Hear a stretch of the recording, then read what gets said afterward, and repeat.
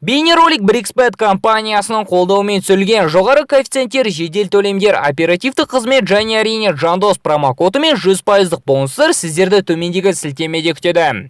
Біз сіздерге тек сәттілік тілейміз. Brixbet сілтемесі төменде.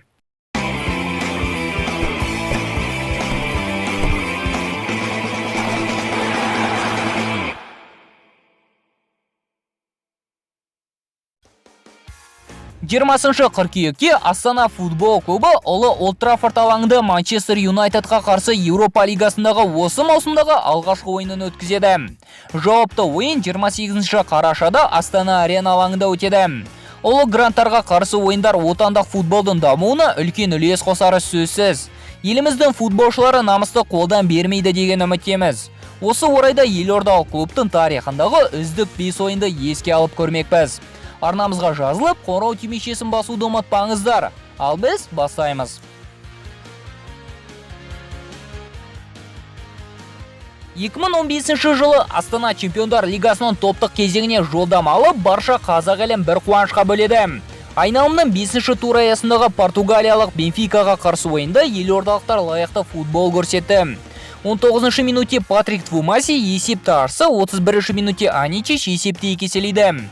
Артынша Бенфика есепті теңестіруге үлгерсе де Астана клубының футболшылары жеңіліске жол бермей соңына дейін күресе білді.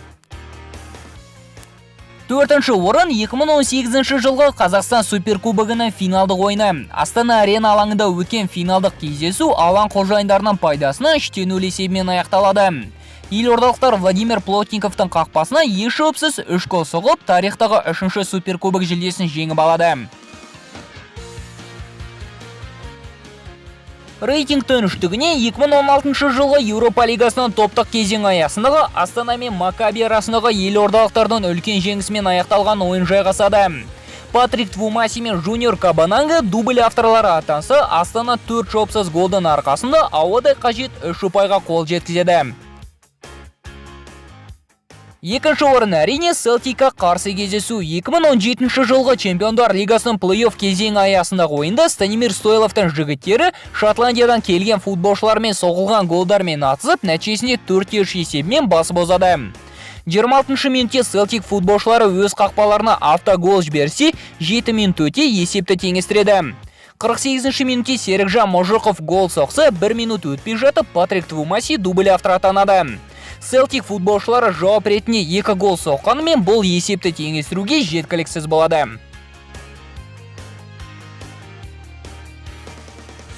Және де бірінші орын әрине Спортингқа қарсы Португалияда өткен фантастикалық ойын. Алғашқы Нұр-Сұлтан қаласындағы ойында отандастарымыз жеңіліс тапса да Лиссабонда нағыз шоу көрсетті. 3-ші минутте португалиялықтар есепті ашады. 37-ші минутте Марин Томасов есепті теңестіреді.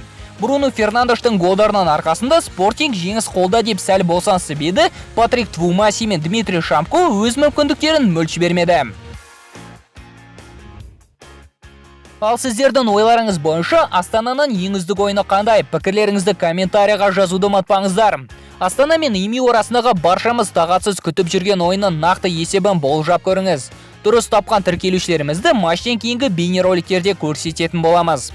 Тағы айта кетсек, достар, бейнероликті көретін көрермендеріміздің тең жартысы әлі арнамызға тіркелмеген. Сондықтан футбол әлеміндегі ең объективті бейнероликтерді алғашқы болып көргілеріңіз келсе, арнамызға тіркеліп қоңырау түймешесін басуды ұмытпаңыздар. Келесі кездескенше достар, футбол бірінші орында.